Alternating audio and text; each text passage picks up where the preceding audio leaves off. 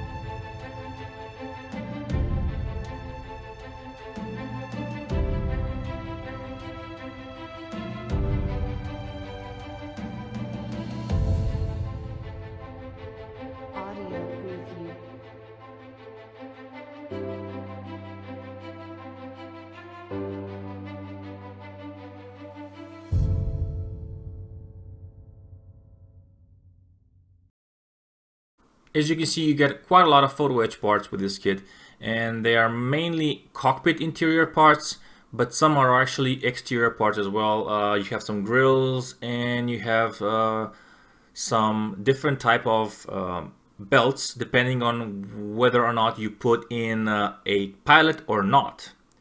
The cockpit interior was first painted in matte black, like you see me doing here, and then I divided the cockpit into two portions. I masked them off. So one is supposed to be metallic, like aluminum, and the other cockpit green.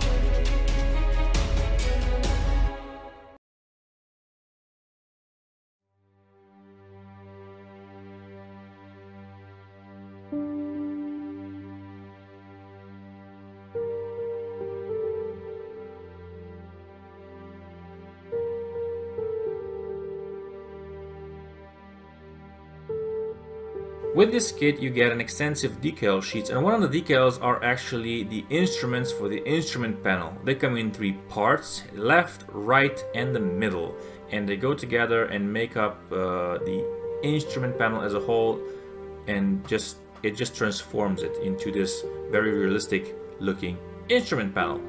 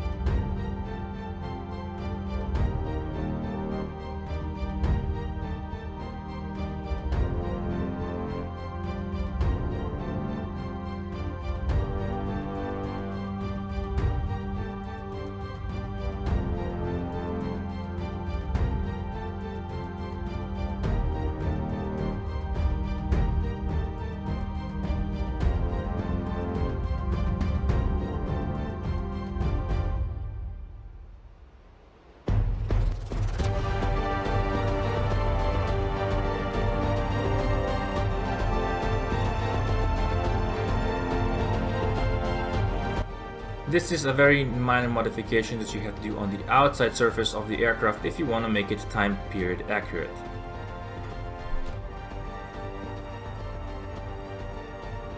One of the most frustrating thing for me in this build was putting this darn strap and fixing it in place. It just moved all the time and I had a really hard time fixing it, and I probably put too much glue, CA glue, on the back and it wouldn't hold, and once it did, I didn't align it properly and it was just a big mess, and I just had to redo it over and over again. You get this little plastic cover on top, so you kind of have the proportions right, so you don't bend anything, and that's helpful. But then you have to bend the straps down to conform to the seat, and that is another challenge because the metal tends to not be very cooperative, especially that hanging bit on the side where you see like a strap on the side. That was really a big nightmare. I almost broke it off because I was bending it too much. But in the end, I think I managed to do a pretty decent job.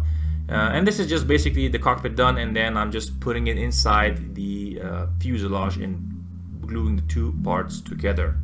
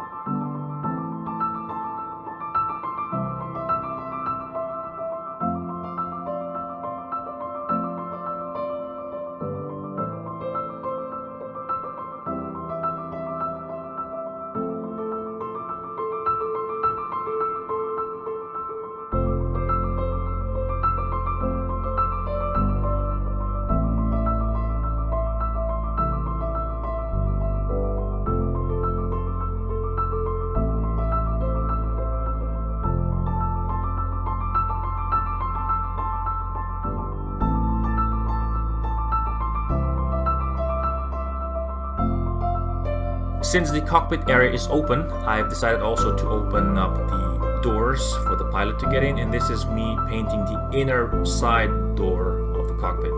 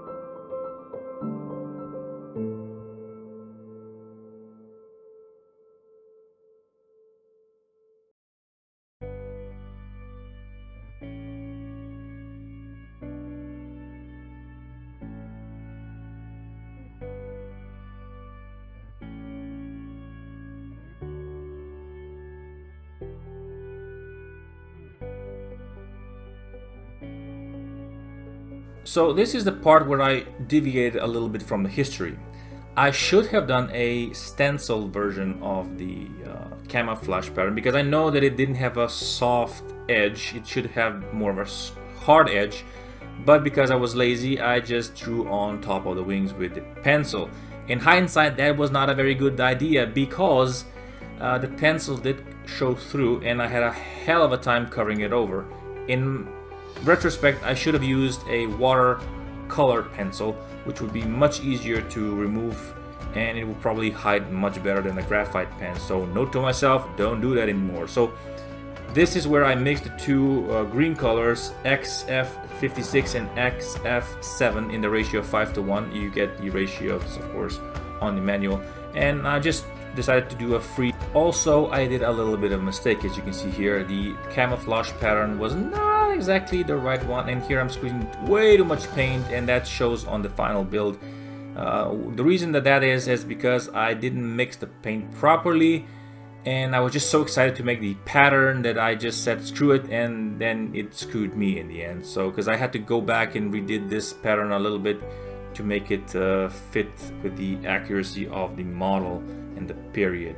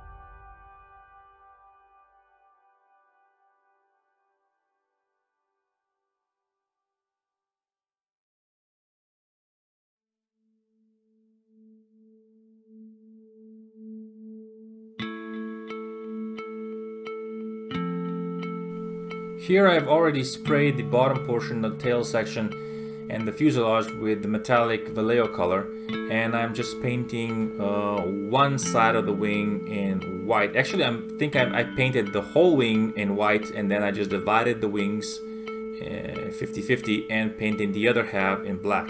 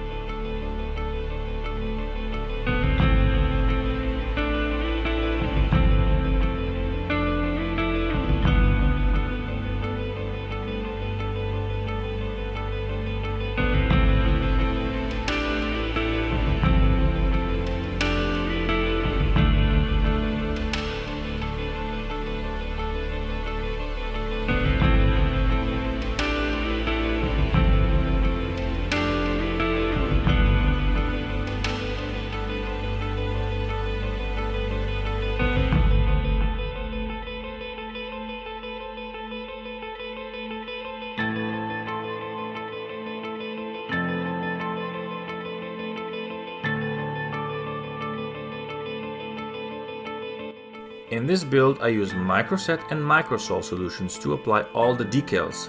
However, I would recommend using Mark Fit Strong, if you have it, to apply the decals on the wings and the two circles on the side of the fuselage, because otherwise you will have to do several coats of microset and microsol to make the decal conform to the surface of the aircraft.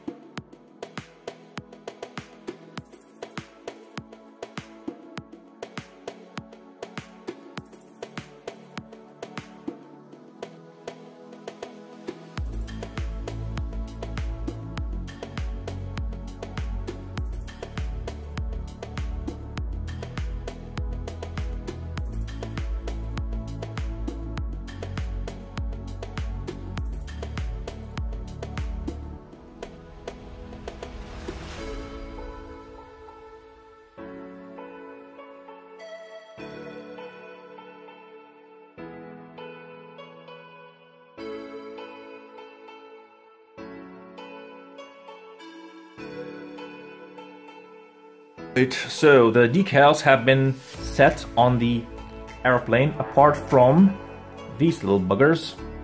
These little yellowy tips that go on the propeller.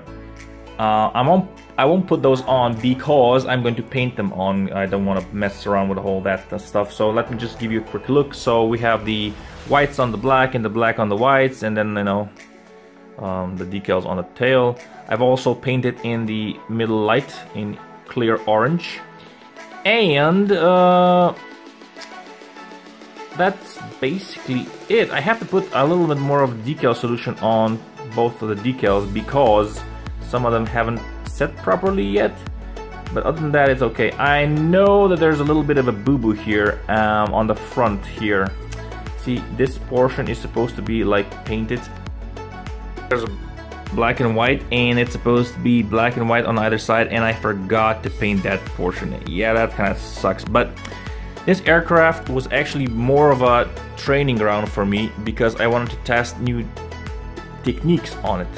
I know it's a bit of an expensive model to test stuff on it, but I did not want to do the same thing over and over again, so I tried a new ways of gluing things together, painting, airbrushing. I experimented with different types of clears.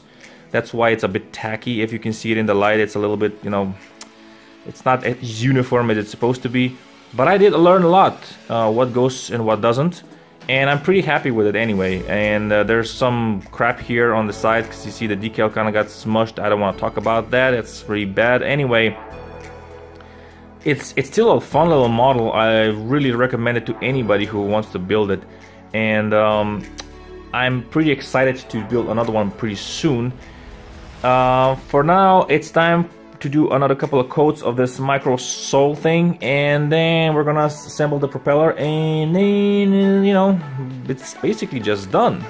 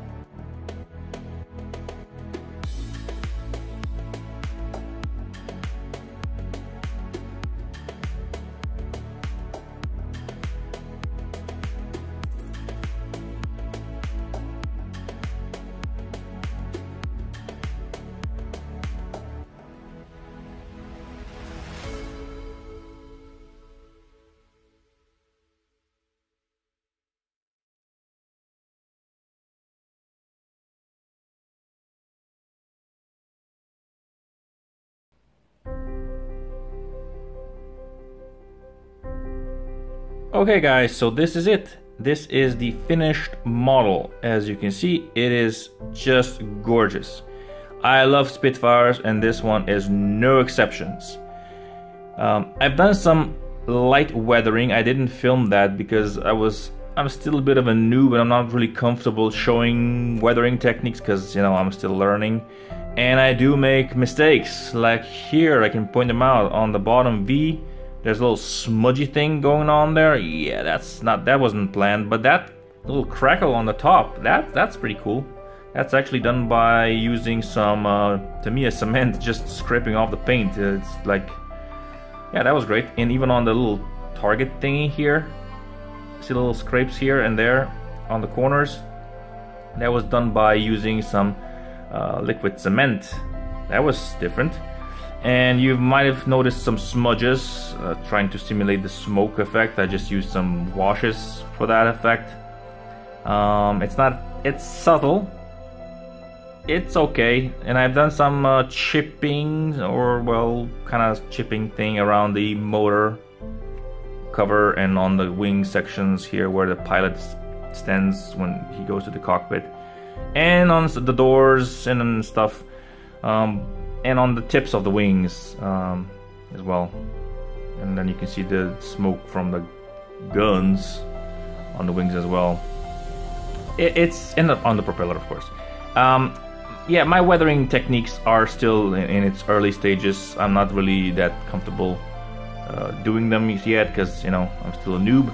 But the assembly of the kit is just fantastic. To me, this kit is just, without any, you know, harsh words, it goes together so smoothly, so perfectly. The tolerances are so tight that sometimes you don't even need to glue stuff on. They just go together fantastic.